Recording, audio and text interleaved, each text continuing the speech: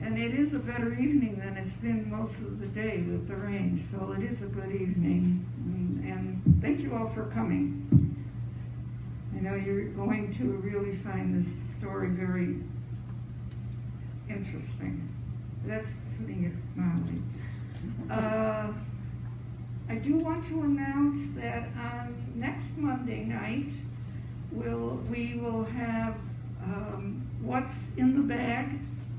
It's a new game that's been set up, and it's a lot of fun, and we find out a lot about our...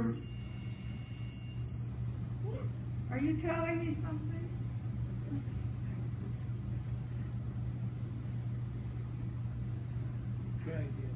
Okay. People bring something they value, and we try to guess what it is. And by guessing what it is and having it shown to us, we learn something about one of our fellow residents. Kay, do you have something more you'd want to say about it? Okay, so come next Monday for secrets. Oh, it really is a lot of fun. We had a great time last time. And then in 2 weeks from today, again, we'll have another story for you. Okay, please turn your phones off. Phones off, masks up. It's kind of a plan there, and we appreciate that. We've been doing very well with COVID lately here, and we want to keep it that way. Okay, tonight we have Michael Shapiro, who, he's gone by different names. He's Mr. Michael Shapiro, Professor Michael Shapiro, Dr. Michael Shapiro, but to us he's Michael. And he has a wonderful, interesting story. Let's start with where does your family come from? Well, can you all hear me? Yes. Yeah, first of all, I want to thank you, Jackie, for starting this wonderful program, and also for inviting me to participate in it. Well, my grandparents all came from Eastern Europe, and they came at the time of mass immigration, as people did from East and Southern Europe, and they settled all settled, 4 of them in Rochester, New York. And that's where I was born, and when I was 8, we moved to Buffalo, and that's where I grew up, and then I went to college in Rochester, and back to Rochester, and then to Columbia for graduate school, and this is part of the story I'm going to tell. Okay, now you made it seem kind of seamless that they came from Europe and to Rochester. Was that a challenge? Well, it must have been for everybody who did it, a challenge, crossing over usually in steerage. Tell you one quick story about one grandfather. He came to Syracuse because an uncle had sent him a steamship ticket from Antwerp to New York with an open date. And he had no money to get to Antwerp, so he took what he had and he bought a train ticket west. He was an apprentice baker at the time. He got off the train, went as far as he could go with the money, got off the train, got a job as a baker, saved up some money, got on another train, continued going west, got off again, got a job. I don't know how many times he repeated this. My mother likes to say he baked his way from Warsaw to Antwerp, but eventually got to Syracuse. And he met someone from his own town whom he had never seen before, an attractive young woman, fresh off the boat, on the train, and that was became my grandmother. So they were from the same town in Poland, and they came to Syracuse and eventually to Rochester. My other grandparents came, don't know really the stories of how they did it, but my grandmother came with her mother, sister, and 2 brothers from Lithuania, and they stayed in Rochester, but the brothers moved on to Colorado and eventually Los Angeles. My paternal grandfather, whom I never knew, he died when my father was 12. He came from somewhere near Minsk, and so the family are all Eastern Europeans, Yiddish speakers. And my grandfather was a baker in Rochester. He set up his own bakery with help from a very generous wholesale flour salesman who staked him and said, I'd be the silent partner and you do the baking. And it turned out to be very successful. This man was like royalty in our family, the salesman. I was always told to go over and say hello.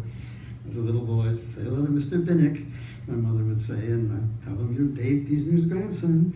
And he shook my hand and patted my head. And he was such a crucial figure in the success of the family, that part of my family.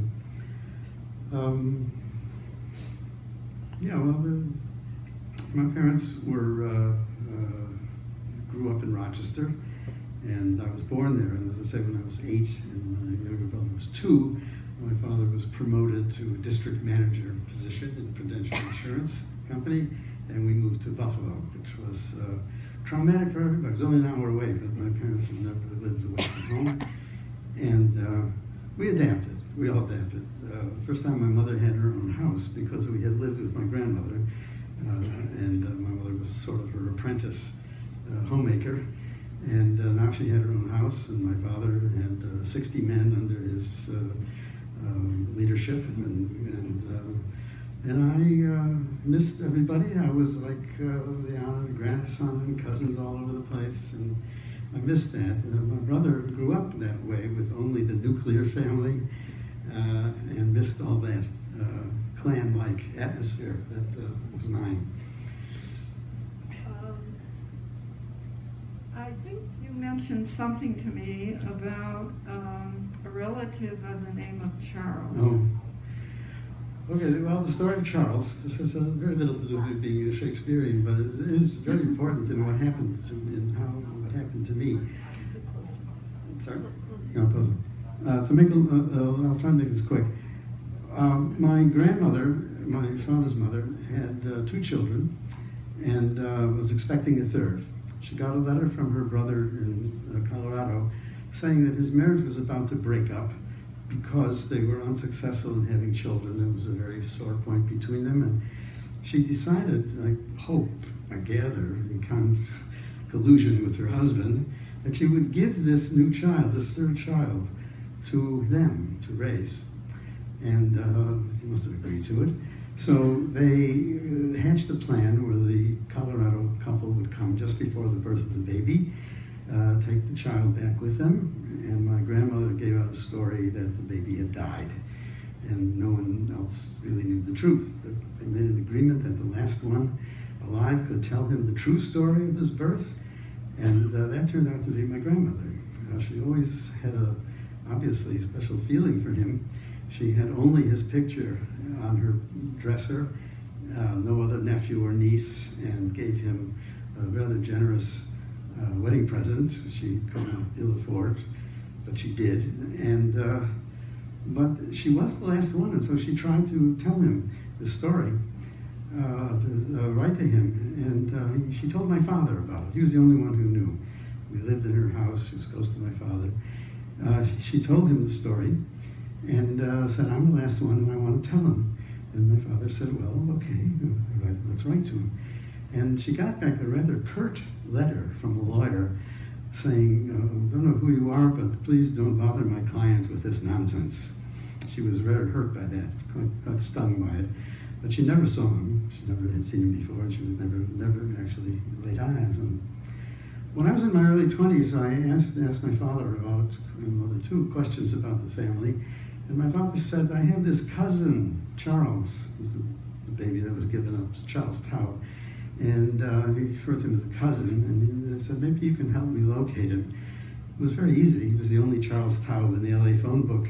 But my father said, well, since you've done all this work, I might as well tell you the whole story. And that's how I learned about this child who had been given away. Later on, a few years later, my father decided he wanted to meet him. And he arranged to go to the West Coast with my mother and stop and see Charles. And I don't know what he expected, but Charles said right away, I know that I'm not your cousin, I'm your brother. We have the same mother, I know that. But the woman who raised me from birth is the one I regard as my mother. You must understand that. And my father, of course, understood that. They really hit it off. They were so much alike. I met, they exchanged visits. We drove up to Chicago when Charles came on business, and he took us to dinner at his hotel, the Drake. He turned out to be a charming, very sophisticated man and had been very successful in business. And he and my father, he met the other siblings. They really got along well. Charles passed on, the other siblings passed on. But Charles, that story about Charles, as my father was meeting him, he was writing me letters. I was in Israel on my first sabbatical, and these aerograms, blue aerograms would come from the West Coast, describing what these meetings with Charles were like. I shared them with my aunt, Selena, who was my father's younger sister. They were the two who were born after Charles was given away. And she had no idea that this had happened. It was a total mystery to her. She was utterly shocked. But she did say to me one day, I now remember a conversation I've had, could never forget it, I had with my mother when I was 10 or 11. And I didn't understand it at the time. I understand it now. I said, what was that conversation like? Well, Selena says to me, my mother said, I see you're obviously very close to your brother, you must love him very much. And she said, oh, yes, I do.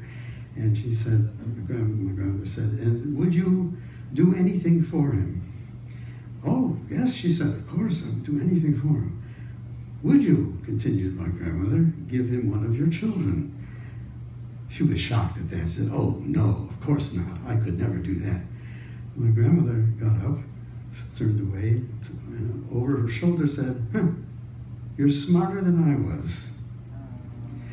And that's the only indication that I have of what my grandmother's emotional reaction was and involvement with this. But I do know this. The first two children she had are very different from the second two. After she gave up Charles, she became, the other two received a different kind of mothering. They were very different people. The older two were a little on the rough side, a little bit boisterous. They're lovely people, and I knew them well and loved them. But my father and his younger sister were people who were very considerate, very thoughtful, innate gentleness and refinement about them. And I attribute that to the fact that they had a woman who had gone through the experience of giving up a child and therefore was a different kind of mother. No way to prove this. Now, of course, that made a difference in my father's growing up and upbringing, and he passed it on to me. So the legacy I got from my grandmother, Kate, whom I knew quite well and loved. Well, when you told me the story originally, being a mother, being a grandmother, it was very hard for me to imagine such a situation and such a priceless gift that your grandmother gave to her sister. Yes. There was another story in our family where the same thing was done, but done quite openly. One sister had, I think, 5 or 6 children. The other sister was childless. They lived close together. And quite openly, the first sister gave one of the children to her sister to raise. But there was no mystery about it. Everything was out in the open. It was much healthier. Okay, so now we have a pretty good picture of the background. Yeah. And let's say you're a little boy and someone says, what do you want to be when you grow up? Do you have any recollection of what you thought you wanted to be? Not really. The usual thing when you're a kid, a professional athlete, a fireman, God knows what. The last thing in the world I ever thought of being a professor. My father tried to encourage me to think about medicine because he had wanted to be a doctor, but he came from a very poor, the family was very poor. He couldn't see himself going all those years to school, he would be lucky if he got to college at all. And he did, but that was as far as he got. So he said to me, well, if anything comes along that you want to do more, do consider it, but think about it, And I was not a little boy anymore. I was really on my way to college. And when I got to college, I announced myself as a pre-med. And all that meant was I needed to take a handful of science courses that medical schools required. But I could major in anything I wanted. And what I really did want to major in, did major in, was English literature. I was a great reader. I loved to read. And it seemed to me that it would be a lot of fun doing that. And it was. So I proclaimed myself a pre-med. I wasn't sure about it, but I had no passion for healing or anything like that. It just seemed like a good thing to do for many reasons. And I had periodic doubts, which I plowed under and just kept on going. So I applied to medical school. I was actually accepted at 2 medical schools, but I decided not to go. Why did I make that decision, crucial decision? I was taking a course in embryology. Embryology is a fascinating idea that you study, and these are animal embryos that they study, and they do cross-sections, look at the cross-sections through a microscope, and see how these cells are developing, from 2 cells to 4 cells and so on, a whole collection of cells. And then it changes through time. So it's very difficult. I found it very difficult intellectual exercise, although the idea was almost like a religious experience. And I said that one day to the lab instructor, and he said, Shapiro, this is not embryology appreciation. This is a science course. Get back to your microscope. So I was not doing well for the first time. I was really floundering, and I decided with the exam coming up, in those days we had exams after New Year's, I had 2 weeks to see if I could avoid disgrace. And so I decided to stay up at school, no distractions, nobody around, and go into embryology. But what I also did was get hold of the English major's comprehensive exam reading list. And there were books there I hadn't read, but and would not encounter in classes, so I'd better start reading them. And I could see what was happening day by day. Defer the embryology, I would do a little embryology, and then get into one of these novels that I had waiting for me. And I did avoid disgrace on the exam, but I learned something about myself, that if I had been left to my own devices as a student and never declared myself a pre-med, I would be planning to go on in some way in English literature. When I thought about it, I said, well, what can you do with English major except teach? And I said, well, I don't want to do that. So I avoided it, but I realized as I was getting closer, it was now like February, my senior year in medical school was approaching, if either I was going to go or was not going to go. I told my parents I was not going to go. This provoked a family crisis. They said, don't do anything, we'll be right there, and drove down from Buffalo to take me out to dinner and hoped to dissuade me from this, what they thought was a rash decision. It was not a rash decision. I'd been thinking about it at various levels for years. And my father, a great salesman, tried to use every argument he could to talk me out of it. But I knew what I wanted, and I held my ground. And eventually he said, well, it's your life, if that's what you want to do. Let me know if I can help. And I did need help. And he was very generous and never threw it up to me again, even when I was struggling. So that was, I then decided to I'm going to go to graduate school, I better do something about it now, it's already late. I went to a couple of my professors whom I knew well, and they said, it is late, but we'll make some inquiries to see if there are any places still taking applications, and we'll tell you what we learned. What they told me was that Cornell and Columbia, 2 very good programs, were still taking applications, and if I hurried and got mine in, I could maybe be considered for the next year. I knew Cornell campus quite well. It was not far away. I had good friends there, and I often visited. It seemed just right. It was not a diploma mill like Columbia. It was not in an exciting but intimidating city like New York. And so I planned, and when I met the English department's graduate admissions officer at Cornell, he told me that if it is too late for fellowships or scholarships, but it's not too late for admission, you can pay your way the first year, and then we'll find some fellowship money for you for subsequent years. He didn't promise I'd be admitted, but it seemed like it was a pretty good thing, and I was pretty happy about it. I applied to Columbia anyway, just for safety's sake, and it's a good thing I did, because I got a letter from Cornell telling me I was rejected. And I was shocked, but I wanted to go, so I said, all right, I'll talk myself into going to Cornell. Nowadays, if this happened, the student would just drop out for a year and sort it all out and then lose a year but get back on track. In 1959, if I had done that, I would have lost my student deferment and probably would have been drafted. I didn't want that to happen, and so if I could get to graduate school, I was going to go. So now I'm talking myself into going to Columbia. 3 of my good friends were going. I had relatives in New York. I thought it could work. I got another letter from Cornell apologizing for a clerical error that had been made in the office. And I was meant to be accepted, but somehow I got the wrong letter, and if I wanted to come, I could come.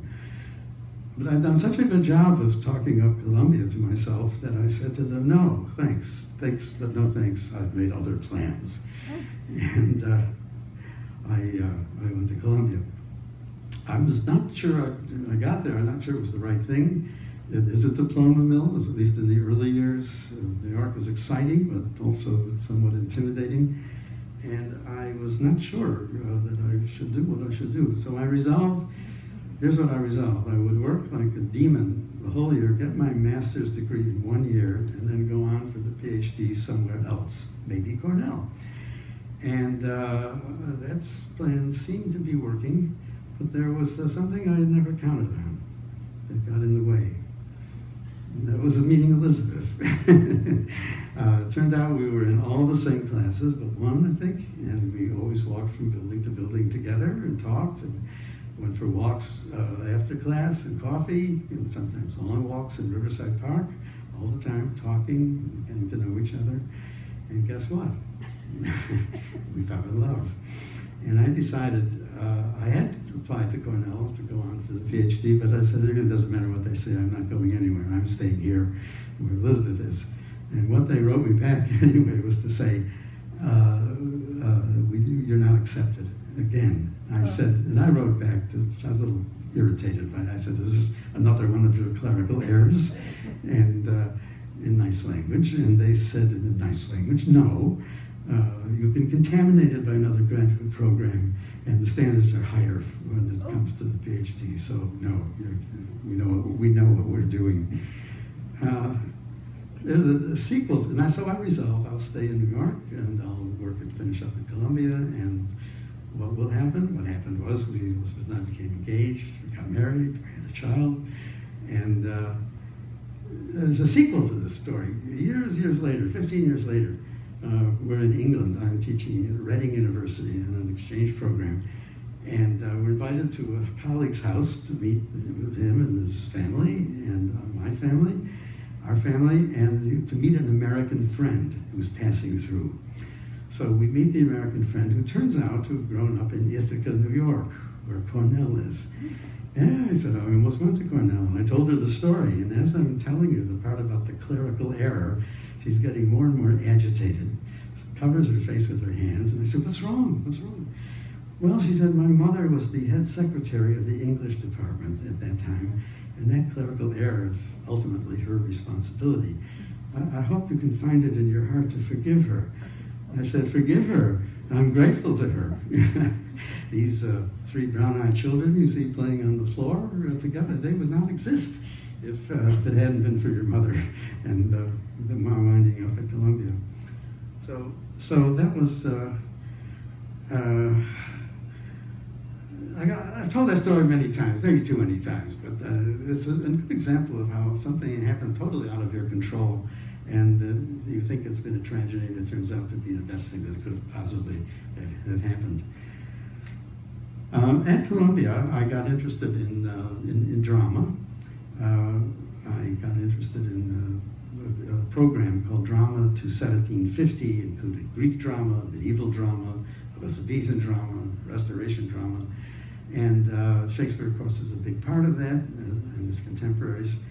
And I work more on the contemporaries than on Shakespeare. They're wonderful writers who were very successful in their time and did very stage-worthy plays, which are rarely done these days. In Britain, they're done from time to time. Ben Jonson, Christopher Marlowe, John Webster. Some of you may know these names. They're wonderful playwrights. And I enjoyed this program very much and had a very good advisor for my dissertation. So I was also teaching part-time. At Columbia, there's very little money for, not enough to go around, fellowship money or assistantships. So most of, like me, most others got jobs teaching part-time sections of English composition at other schools in the neighborhood.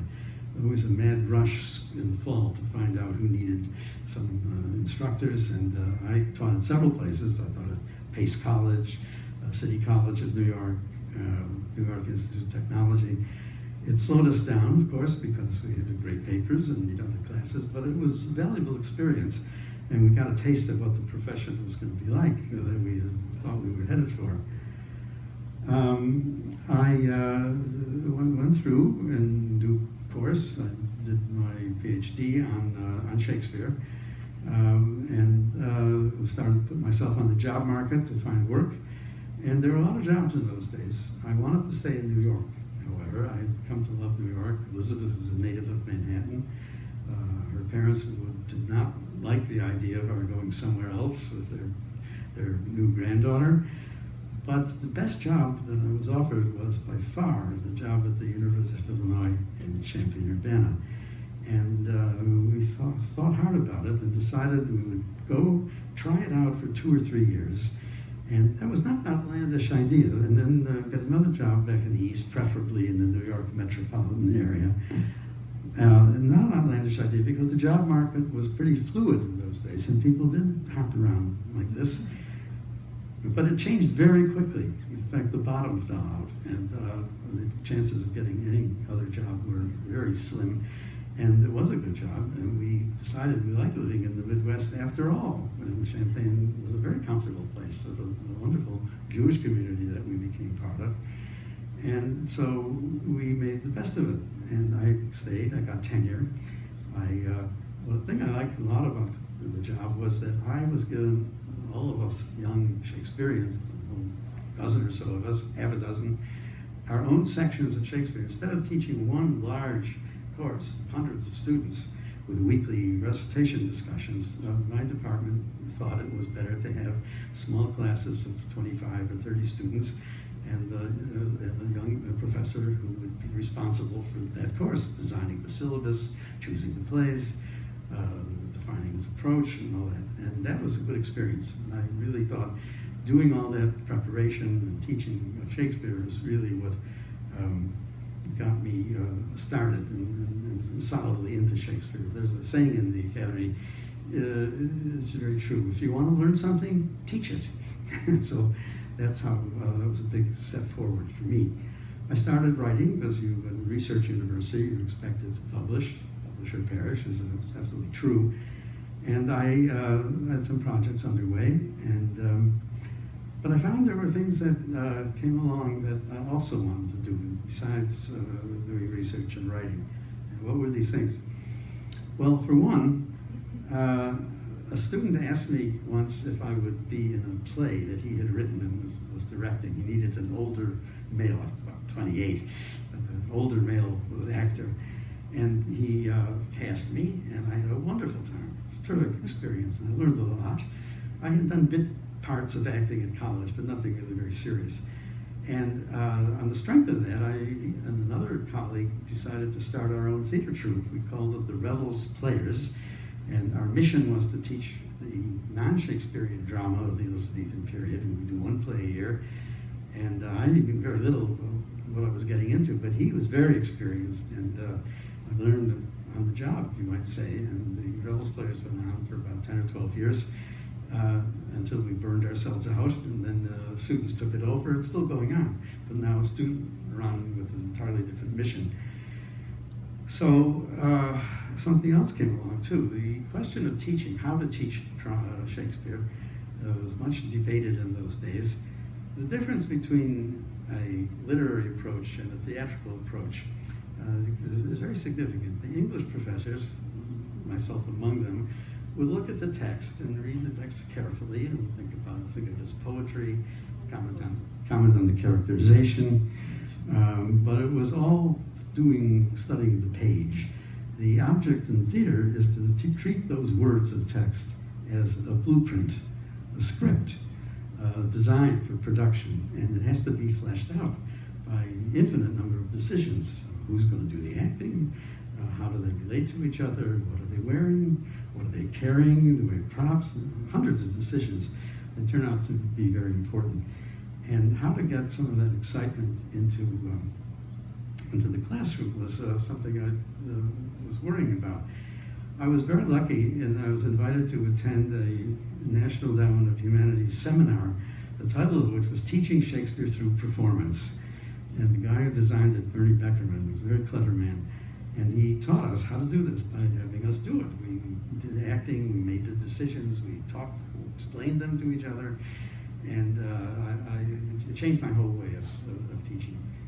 And it's now very popular, but in those days it was revolutionary.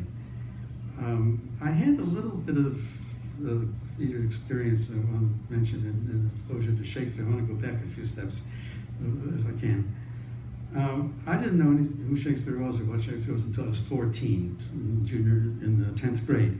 There, like many American public school students, I was taught Julius Caesar. I don't know how many of you were taught Julius Caesar in 10th grade. It seemed to be a national thing. And Hamlet in the next year and Macbeth in the senior year, and all over the country. That's changed now, loosened up considerably. I thought this Julius Caesar play was ridiculous and made do with the classic comic. That's an embarrassing disclosure I'm making here, but that was true, and also with Macbeth and Hamlet in subsequent years. My parents, I won't say invited me, but in fact insisted that I accompany them to Stratford, Ontario that very summer. Stratford Canada started the very successful Shakespeare Festival. My parents liked to go to plays, and they wouldn't leave me home, so they dragged me along. And I was prepared to dislike it. But on the contrary, the actors were fabulous. Christopher Plummer, Colleen Dewhurst, her then husband Jason Robards Jr., and it was so much alive and so exciting watching Robards and Dewhurst make passionate, rolling around in sexual passion on the stage. Sitting there with my parents was a little awkward, but it sort of brought things to life in a way it never could do in the 10th grade classroom. I thought, this can't be the same Will Shakespeare. This must be his clever younger brother who's writing these plays, and Julius Caesar written by some other Shakespeare who's not as smart. Well, that was my first introduction. But the experience at Stratford stuck with me. In fact, my parents didn't realize that they were sabotaging my medical future by taking me along. How could they know that? But that's how it worked out. Something else came along while I was teaching at Illinois. I was part of a group that started a Jewish studies program. That's very common now, but then it was a sort of newish idea. And I emerged as the director of the program and taught a course in Jewish literature. And I realized that I needed to consolidate, integrate my life a little bit, because I can't be doing research in two subjects. I've got to find something that combines my training and love of Shakespeare with my new interest in Jewish literature. Well, the obvious thing to do was to start working on The Merchant of Venice. Some of you surely know that this is the only Shakespeare play that has a Jewish character. On the page, he's a minor character. He appears in only 5 scenes. But because of the role of Jews in the history of the world, and because the play is so complicated, he's both a villain and a victim. In the performance of the play, he's a very dominant figure, and much controversy about this play, and I decided I would work on it. At the same time, the director of the theater department invited me to be the dramaturg for a production of The Merchant of Venice that he was about to start directing. What is a dramaturg? A dramaturg can be anything the director wants, kind of a jack of all trades assistant. This fellow, David Knight, asked me if I would find some background readings for the actors, come meet with the designers and be part of the production team, sit in on rehearsals and offer comments. He could bounce ideas off me. And we got on very well, and some of my ideas I found he liked enough to put them into the play. It was a thrilling experience. It was one thing to study the plays again in the classroom and read them in the library and in the study, and quite another thing to be part of the team that is bringing those words to life with the decisions that they make and implement. And I had a wonderful time doing it. I thought I'd never get a chance to do it again, but to jump ahead a little bit, that was not true. We moved to Chicago after I retired from Illinois, and I taught at Loyola, and was once invited to give a talk at Spertus College of Judaica about the work I was doing on The Merchant of Venice. And I got a call a couple of days later from a guy who said he was about to launch a production, direct a production, and could we have lunch? Well, he told me what he was planning to do. I told him what I thought about it. I liked his ideas. I told him what other people had done with the play. We had a wonderful time. At the end of the lunch, he said, "Would you consider being the dramaturg for this production?" So I never thought it would happen, but I practically leaped out of my chair with enthusiasm, and I did it. And that was a company called Invictus, a young company in the north side of Chicago. He liked what I did. I would come to him with a list of observations after each rehearsal, and he had his own pad there. And when I told him, mentioned something, if he liked it, he would make a little note and talk about it. If he said what else, then I knew he wasn't interested in that at all, and we'd go on to the next item. But there was enough there that I helped with, and again, I was very excited to be part of this very good production. At the end of it, he asked me if I'd do another run as a dramaturg the following year when they did Hamlet. And that was just about a year ago, about the time we moved here from Carrington. Their theater is now over in Edgewater. It's a tiny little theater, only has 40 seats. They do excellent work. And now the theaters are reopening, and they're hoping to have another season.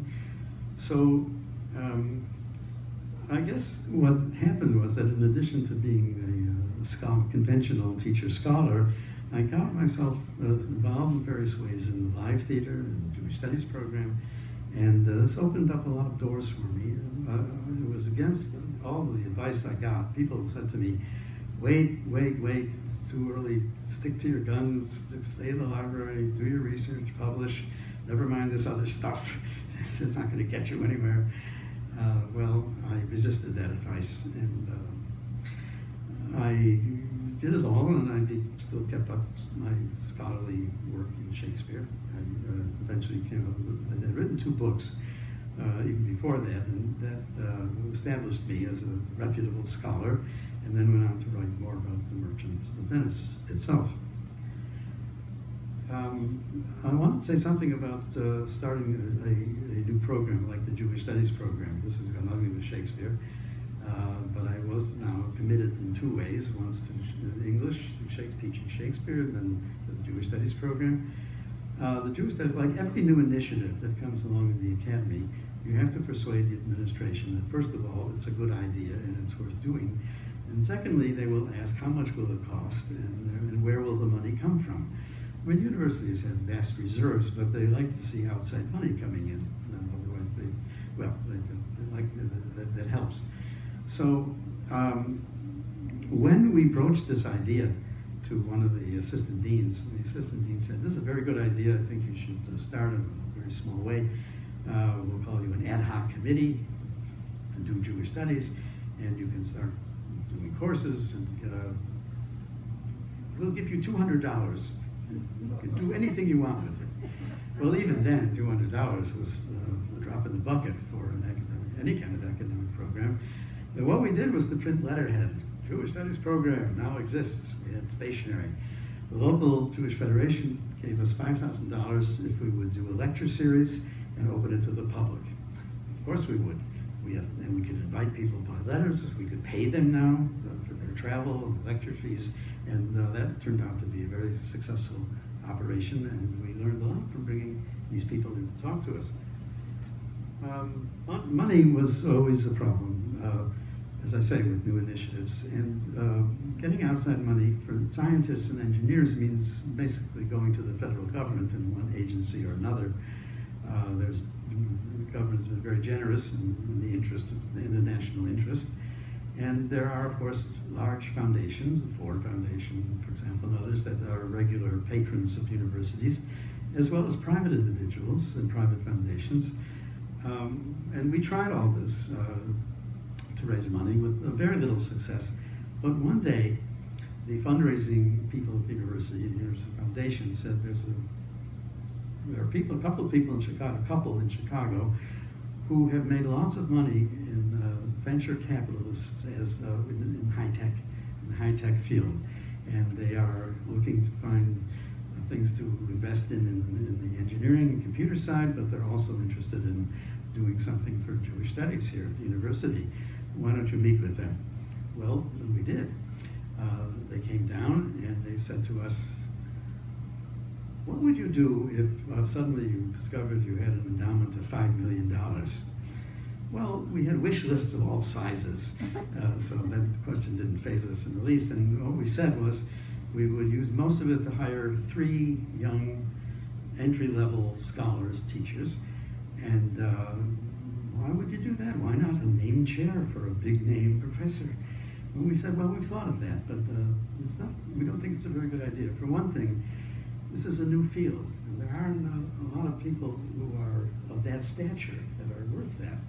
And then you'd have to persuade them to come to live in Champaign-Urbana, leave Boston or New York or Los Angeles, and then you have to persuade them to stay.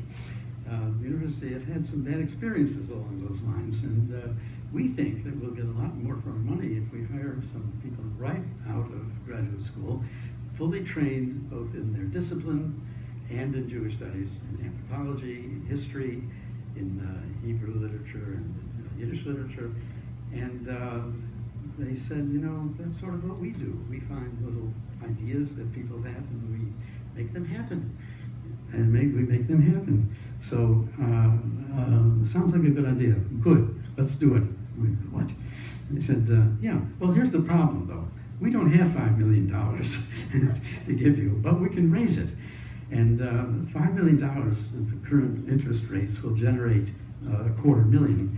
And we'll give you that right away every year, so you don't have to wait for us to assemble the full $5 million. It was not up to me to make that decision, but it went all the way up to the top, to the president of the university, and they all thought that was a wonderful idea. And for 3 years it worked. We hired 2, and then a third, very spectacular young people, and a third who wasn't quite up that standard. But then the dot-com bubble burst. And what that meant, these venture capitalists were no longer making any money. We've not had a liquidity event in months, they told me. No money rolling in, and we cannot even afford the $250,000, let alone raise the $5 million. I ran to the dean. We just hired 3 people. What are we going to do?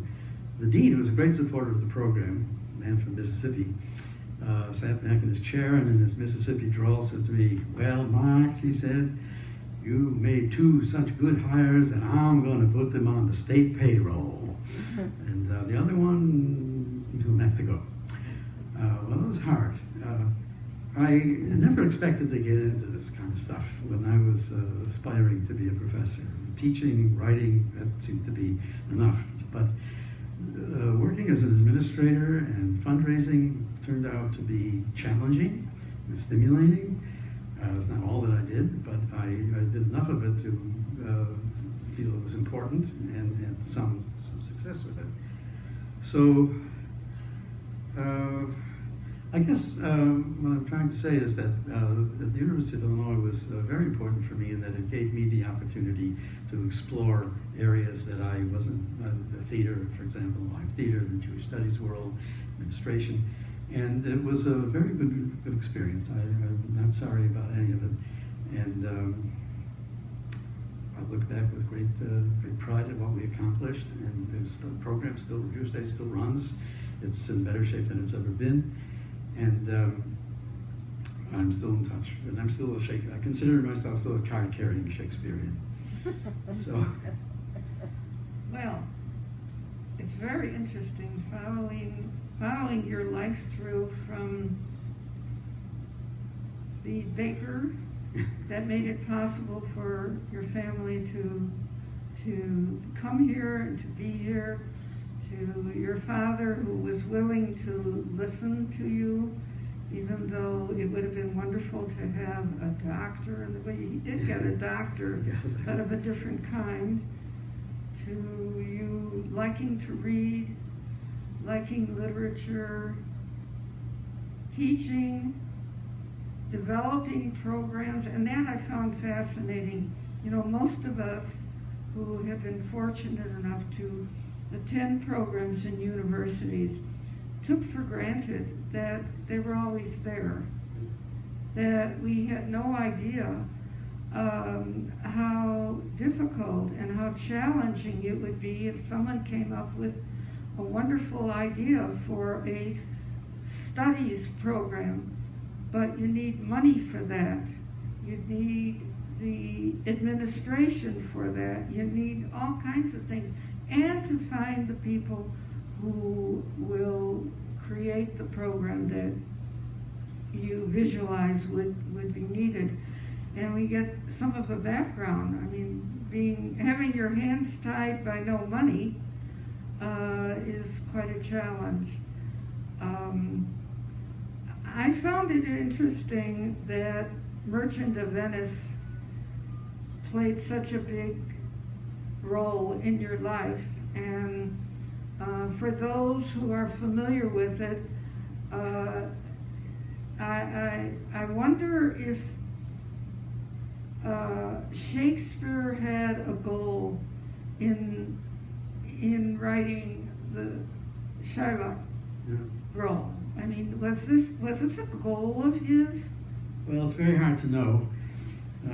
One of my British colleagues liked to say what he loved about Shakespeare was his hospitable ambiguity, which meant that the plays, because the language is so rich, the plays are wide open to a whole range of interpretations.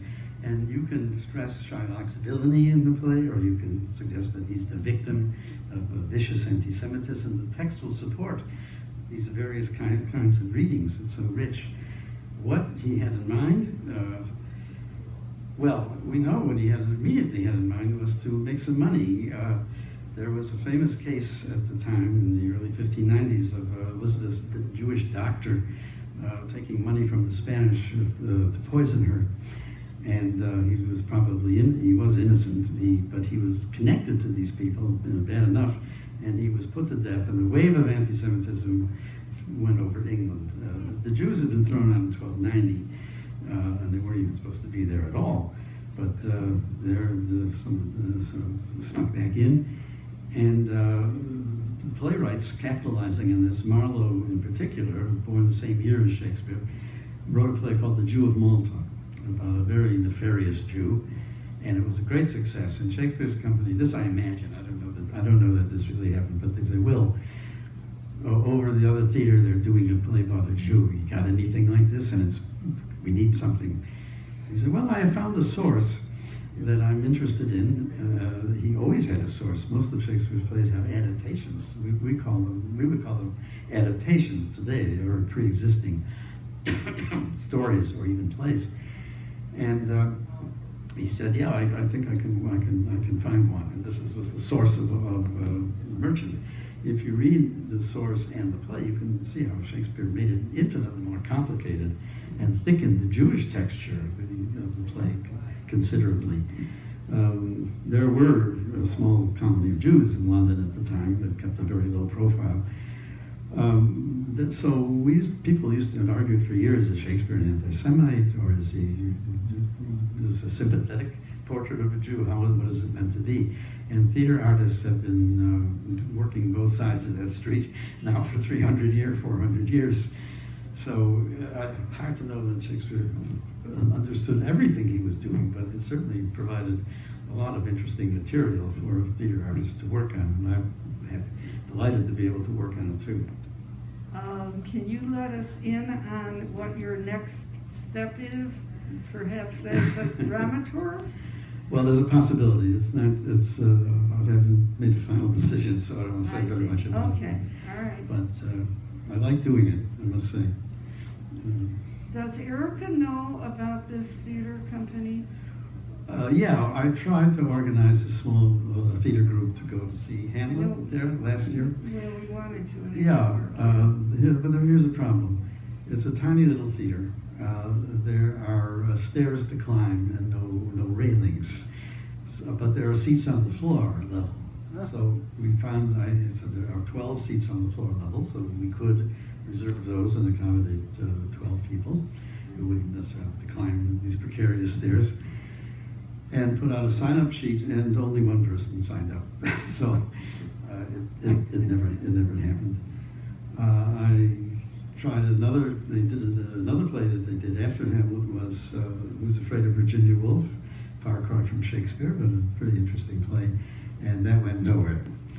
So it's only a 15-minute ride from here, the Invictus Theater over on Granville in Edgewater, and I can put up posters for the things that they do if people want to go, but I'm not sure that we're able to mount a theater visit. But we'll give it another try. Skokie Theater seems to work pretty well. That works pretty well for us. All right, Good. my mic is dead. Does anybody have any questions? Anything I've said that? First, I'd like to thank you. This has been wonderful. Thank you very much. What a trip.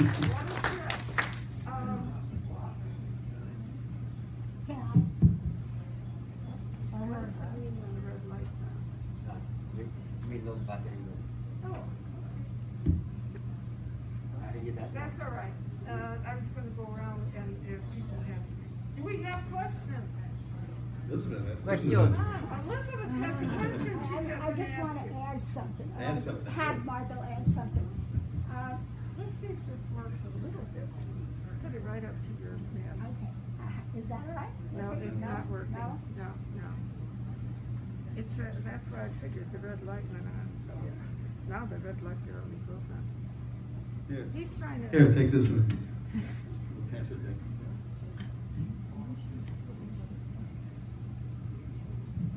Michael's been talking about his professorial position and how that turned into very interesting different things.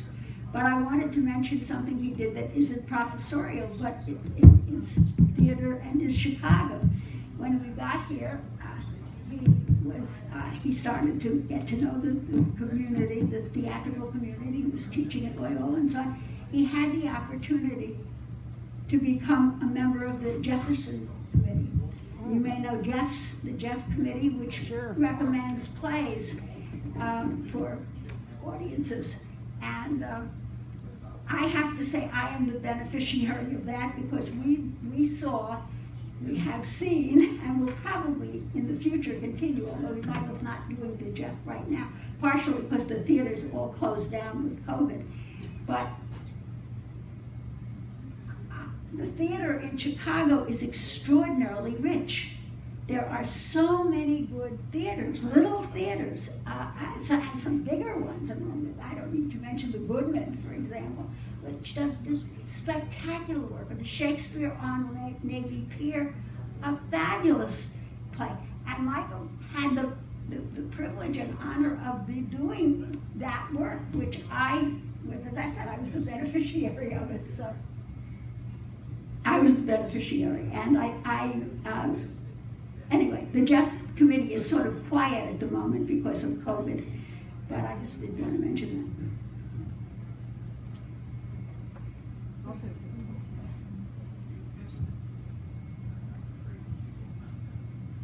I'm curious, you changed from medical school.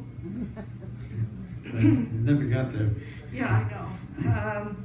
But at least aiming for medical school, at least your father aiming for medical school.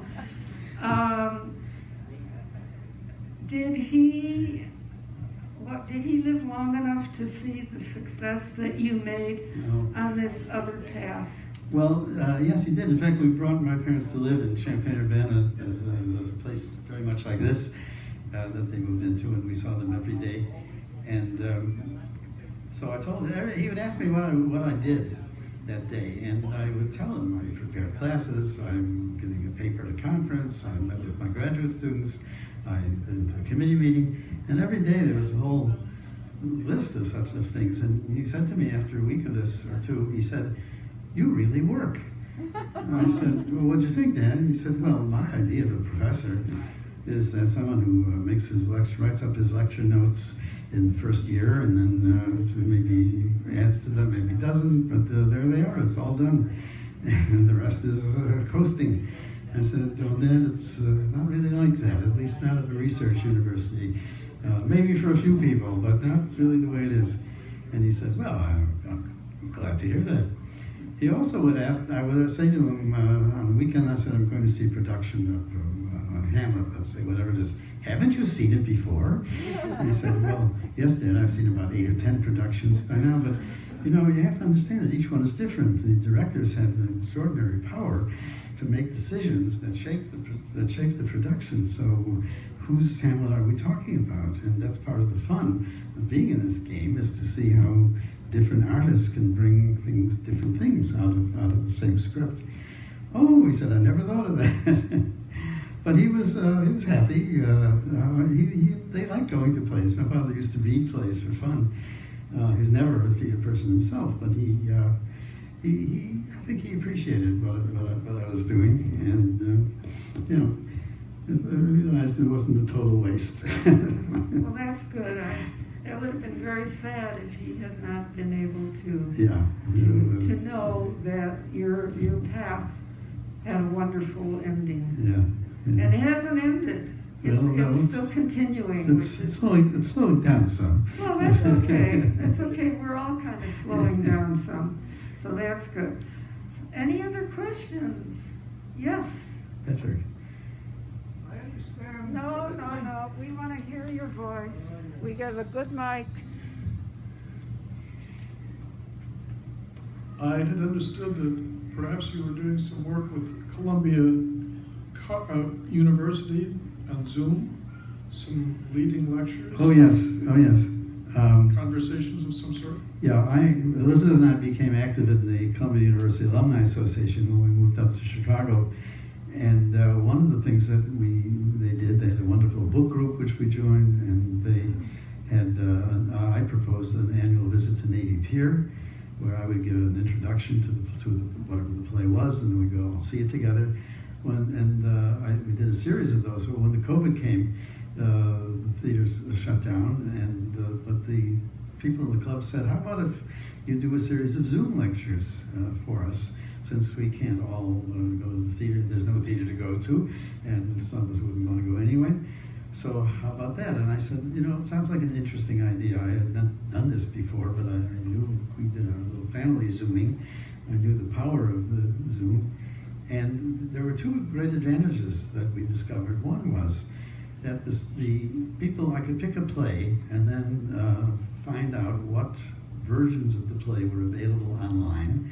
And for nothing or for very little money, anybody interested could go watch them. And then I would give a lecture about that particular play, illustrating the lecture with clips from that particular cinematic production. I needed a lot of technical help to do this. I'm not a techie myself, but somebody very good helped me with it. So if I was teaching Shylock, Merchant of Venice, or lecturing on it, I could say, "Okay, Chris, so let's have that first scene where Shylock makes Stallone, where the collateral is a pound of flesh." And he said, "Coming up," and there it was. He was very good at it, and we did a whole bunch of these. And we're taking the summer off, but I hope we'll resume. And the nice thing about it is that anybody can Zoom in. So we found people, not only people in Chicago, but Columbia people and all over the country who found out about it and were Zooming in. And then I had a whole list of people, my own friends, who had no Columbia connections, but nothing to stop them from Zooming in. It doesn't cost the club anything if they do. So I hope to resume that again in the fall. And, Will you let us know? yeah, I'd be happy to. Sure. Please. I'm happy to do Please. that. Yeah. Thank you, Patrick. That was Good something thought, Patrick. we all would enjoy doing.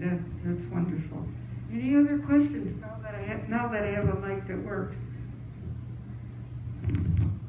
Well, remember, 2 weeks from tonight, we'll be here again. Next Monday night is What's in the Bag. Is that the title of it?